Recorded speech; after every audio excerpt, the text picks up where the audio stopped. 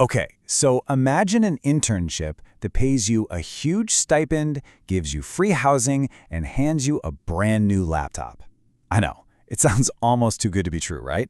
Well, that's the Infosys InStep Internship for you, and it's not just good, it's ranked as one of the best in the entire world. But of course, there's a catch. And believe me, it is a big one. Just look at this. A massive 96% of all applicants are rejected. 96%. This is not an internship you can just kind of toss an application at and hope for the best. If you go in without a real solid strategy, you're pretty much guaranteed to end up in that 96% pile. The stakes here are no joke. So that's the real question, isn't it?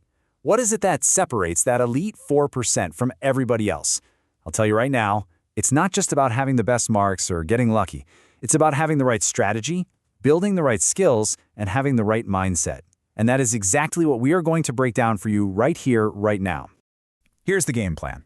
We're going to start with the hard truth about the competition, and then we'll get into why this internship is so amazing. We'll bust some common myths about who can apply, dig into the exact skills you need, walk through the whole selection process, and then wrap it all up with a concrete action plan you can start on today. So, let's get into it by facing the competition head-on. All right, Section 1. Let's talk about the hard truth. Because honestly, understanding just how big this challenge is, well, that's the very first step you have to take to beat it. Let's just soak that number in one more time.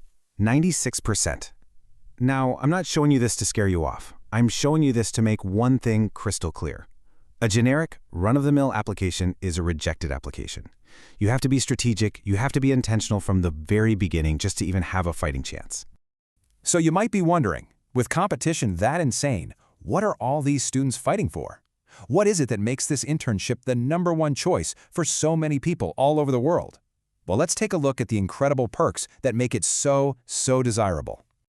And that stipend? That's really just the tip of the iceberg. They're giving you a fully funded professional experience. We're talking free housing, money for food and travel, and yeah, even a new laptop to work on.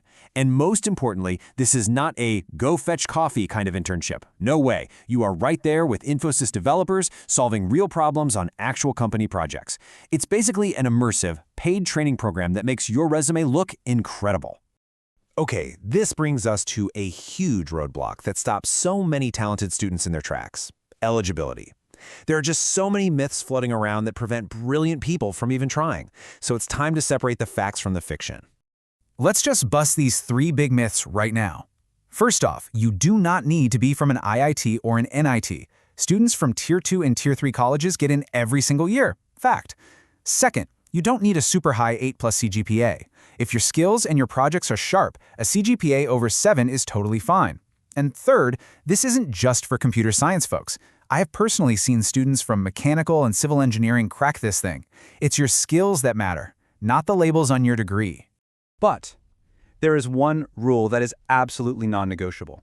You have to be a current student, either in your pre-final or final year of university. This program is not for people who have already graduated. See, Infosys wants to train you with the idea that they might offer you a full-time job later on. All right, now we are getting to the heart of it. If your college and your grades aren't the ultimate deciding factors, then what is? This section is all about the skills that truly separate that top 4% from everyone else. First things first, your technical foundation is non-negotiable. You need to be really good at one core language. Think Java, Python, or C++. And crucially, you need to know your data structures and algorithms. Your ability to solve problems is going to be tested, so you should aim to solve around 150 to 200 medium-level problems on a site like LeetCode. A little bit of data science or cloud knowledge is a fantastic bonus, but DSA, that's the absolute must-have. And now for what might be the most powerful, most underrated skill of all, creating unique projects. This quote right here just nails it. Think about it. Interviewers see hundreds of the exact same e-commerce or blog projects that were copied from some YouTube tutorial. They are bored. To stand out, you have to do something different. So instead of making another Amazon clone, maybe build a LinkedIn clone, or a car booking system, or a dating app. The best way to come up with ideas is what I call the clone and twist method.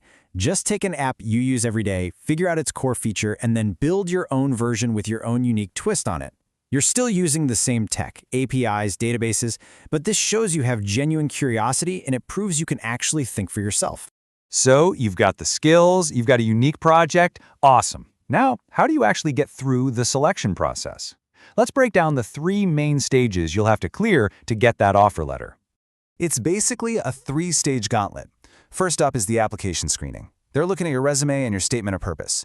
If you make it past that, you're on to 1 or maybe 2 technical rounds that are all about DSA and a really deep dive into your projects. And the final hurdle, that's the managerial round, where they test your personality and how you handle certain situations. Now for that first stage, I've got a super important tip, especially now. A lot of students are using AI to write their statement of purpose. Please, do not just copy and paste what it gives you. Recruiters can spot that generic AI writing from a mile away. Use it for a first draft, sure. But then you have to go in and add your own story, your own voice, and your own personality to make it sound like a real human wrote it. And in that technical round, this is where having that unique project really saves you. They are going to grill you. Why did you use this logic? What other options did you consider? How would you make this bigger? To get ready for this, keep a decision log while you're building your project. Every time you make a choice, write down why you chose that database or that algorithm. That way, when they ask, you're not trying to remember, you're just explaining your thought process. That is the ultimate proof that you know your stuff. Okay, we've covered the why, the what, and the how. Let's pull this all together into a final action plan and talk about the winning mindset you need to have starting today. This is it. This is your roadmap. First, consistency. You're not going to crack this in a week. You have to practice DSA and work on your projects a little bit every single day. Second, humility. A grade CGPA is not going to save you if your skills are weak. Focus on what actually matters. And finally, you have to take action. Stop making excuses about your college or your grades. The opportunity is right there for anyone who's willing to put in the work. You now have the entire playbook to get into that top 4%. All the information is in your hands. But, information without action is completely useless. So I'll just leave you with this one question to think about. What is the very first step you're going to take today to start your journey?